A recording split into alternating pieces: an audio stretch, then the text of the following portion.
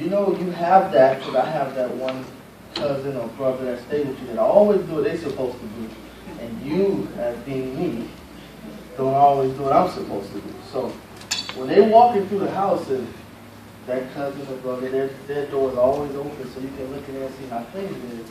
And mine, I want to keep it closed so I don't have to deal with the repercussions. So, and that's where we find ourselves, especially with God. And we have people that we know can help us, but we stay closed up because it's so dirty in there. But from my experience, it happens to me a lot, that sometimes when you have that door open,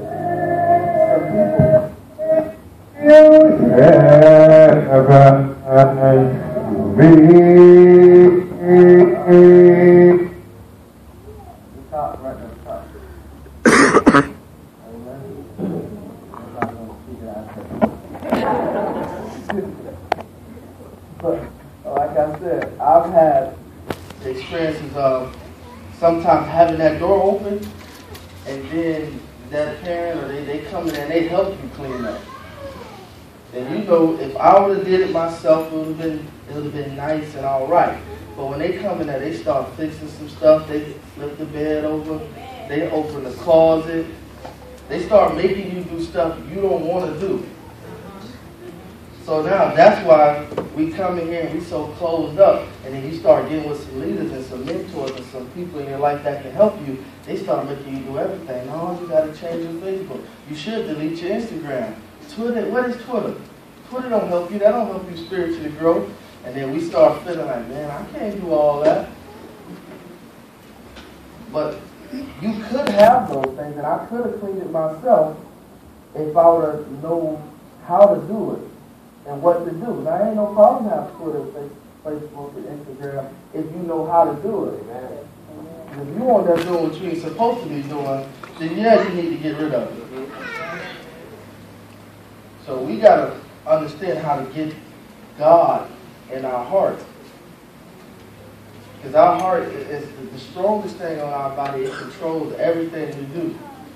And our heart, and I have, since I've changed and I've been cleaning up and I've been walking around the house sometime, my wife said, you look frustrated. I ain't frustrated at nothing that they doing. I'm just frustrated that God has changed some stuff in here that I don't want to be changed. Because when I come home on my free time, I want to do stuff that I normally do. But I can't do it because he just cleaning all this stuff up, and it don't feel good.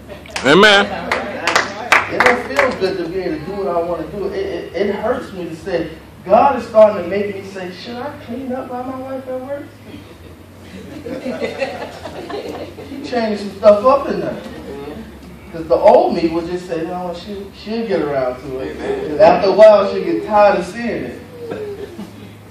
So that's one thing that he's cleaned up. And yeah, I have times where I go back to where I'm from and they see me, they say, oh, you think you're better than us because you this and you that and you and God. And I got my chest all poked out. My chest ain't poked out because I'm lifting weights. It's poked out because God is in my heart. And he's a little bigger. You know, and so I'm walking around with confidence. And you should be lucky here in my heart, because a lot of times you say stuff like that, y'all might want to punch you in your face. Him being in there giving me grace to deal with your foolishness that you said. So yeah, I'm going to walk around with my chest poked out. And the grace is the most important thing to stay in, because we walk around and we see what other people are doing and we want that. And like he said earlier with Bishop Jason, we say, I want all this. But you don't understand the grace that it takes to deal with people and deal with their lives and understand the stuff that they went through. They see what we're doing, and we did a camp. We did a camp in Boynton, and so many people came and said, oh, y'all doing a good job. And I even had a couple said, I was thinking about doing the same thing. That's when the grace came back in my heart. Because I could easily say, well, why you didn't do it? And just went off on it. And I said, you know what? I mean, I appreciate y'all respecting what we did. And it takes courage to go somewhere and do something that people may not like. People may not like to see you being a Christian everywhere you go. Who cares? I came here to do what God wanted me to do. And it ain't always doing what God wants you to do, because if you do what's right 9 times out of 10, you doing what God wants you to do. So I want y'all to go home, kids, and be all right with having your door open. It's going to take some work. Your room was like my room. We was always having, my grandma like, why I got to buy new cups and bowls and all this? And then she came and helped me clean up one day. She knows. I won't eat in there, I'm going to leave it there. I still have the struggle in my life right now, so I just don't eat in the room. But everywhere else in the house is fair game. So I had to condition myself and learn and just stand there and say, all right, I'm going to do what's right. No matter how bad it hurts, no matter what's going on, I find myself just having a Bible study by myself. By myself. A lot of times, I don't know what some of the words say. I don't know what they mean, so I have my phone next to me so I can just Google it right quick. And I look it up and say, oh, okay, that's what that word means. They just wrote the regular word that I know. But hey, I ain't right. You know what I mean? So I'm challenging all of us today is to go and just try. Just try. Because if you just try on your own, you won't need somebody else coming into your space and messing you up. A lot of us like to stay closed up, but if you closed up and you got God in your heart, and when you do talk, it come out, then you all right. But if you closed up and you ain't got nothing good in there, some people need to get in your business. Some people need to come in there and shake some stuff up. So that's why you have to be glad when you have people asking you questions all the time. You may feel like they just want to be in your business. They want to know what's going on in your life, but you need that because if you mess around, your business and your life might be gone. You could be alive, walking around, but still be spiritually dead. And that's what we need to understand. We see the stuff going on in the world now, and we don't understand that that's an alert. Stuff is going on that we need some people in our business and some people that love us. Because we might have people that love us, but they love us like a friend. And they want to keep you as being a friend, so they won't tell you what's going on.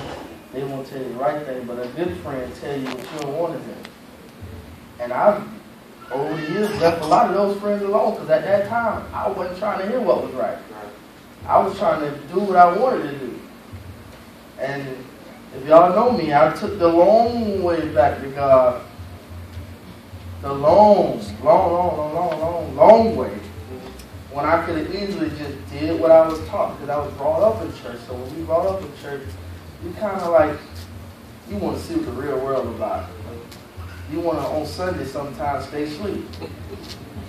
That was the key. If I could go to church at 12:30, 1 o'clock on Sunday, I'm all right. Because by that time, I was rejuvenated from Saturday night or Saturday morning when I got in. You know? So, like I said, I went through and I was in church, and then at a private school, I see a lot of kids, I want to go to public school so bad.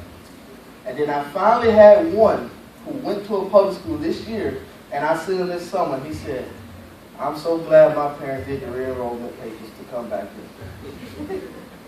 Why? Because if you've been somewhere for so long, like a lot of these kids been there since 6 months old at this school, and then you see on your Facebook and Instagram and your Twitter, they look like they're having so much fun, then you miss the essence, the one-on-one time, the time when it's 14, 15 people in class, and you talk to that teacher, she said, you know, I'll stay after for you, I'll stay after an hour or so. When in public school, the teachers was beating me getting out the parking lot. Ain't no extra help. Now, how do we translate that to church? As people that's here, that's always spending extra time, that want to be with you, that want to teach you, that want to help you develop. Now, all you got to do is ask. Because after a while, we get tired of just knocking, and ain't nobody, we know somebody in there, they looking right out the blind. Just open the door. If you went to a church like I did, they bust the window and came and got you. But some of us need it. A lot of us needed that. And a lot of us that we had that when we was younger, and we got into that young adulthood, like 19, 20, we were doing all crazy. And now when I see them, they back in the church. Why? Because they know I was getting that and it was all right. And I left it and wasn't getting it. Stuff just wasn't adding up. So they get it right, they back in church. Yeah, man, I'm trying to help you, try to understand, because now we see a whole other cycle. The same thing can happen to a same generation of people, and we don't want to let that cycle continue, so we just try to nip it in the butt, and then we can catch it before, because like cancer, you can catch it quick. It's always good. It's better to know early than late. So right now, we just trying to catch it. And a lot of us, we catching it with some, and we losing it with others. That don't mean we ain't going to keep fighting. We're going to do all the chemo. Amen. All the stuff we need to do. We're going to go over there, we're going to pray for you, and we're going to pray with you. And we're going to tell other people to pray for you, because God listens when there's a lot of people praying. So we're going to get as many people we can to pray for you. So now, when we praying for our youth, we praying for everybody, but now you have to sometimes come willingly. Like the scriptures say, the servant likes to be seen doing work when the master comes. So when God comes into your life, He want to see you trying already. He want to see you over there reading and don't get it like I was. He want to see you don't understand what that word means. Then go back and look it up and read it. And now He's like, you know what, I can do something with that because He's trying. He's trying with a little bit that He knows. So imagine if I give Him something. If I give Him something, He can run crazy with it. So that's just like us with driving. We want to drive. She want to let you drive down this one street. She said, you know what, go to the store, come back. Go there, come right back. It's like one line. Your car can only go on one line. But after a while, she's going to say, you know what, go get your little brother from school. You know what?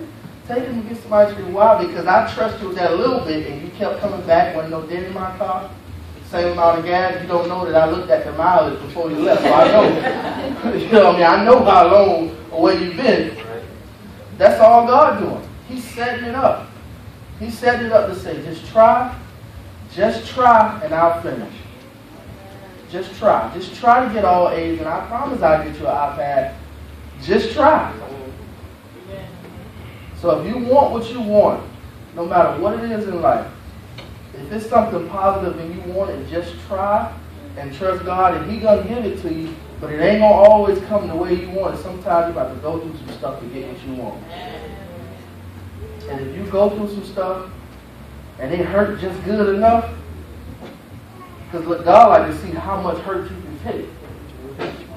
How much hurt you can take to understand that this is what I went through, but I went through a little bit more.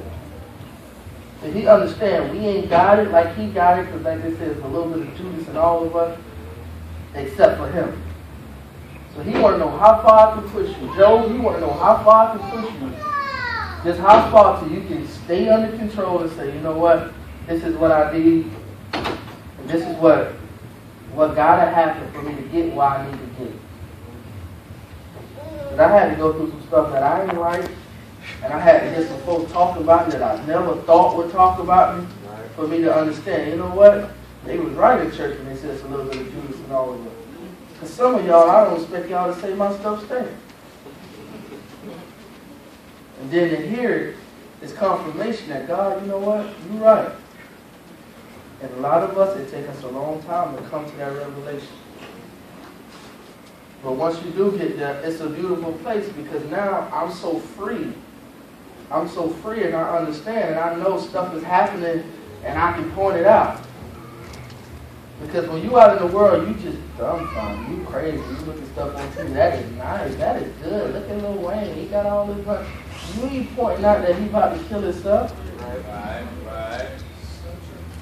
We can see it. Why? Because I took my time, and I took my lumps, and I got my revelation, and I can see that, you know, this dude really finna kill himself. If you keep saying you ain't got no words, you ain't got no words, and he about to die. And Sister Rochelle, he ain't even know it.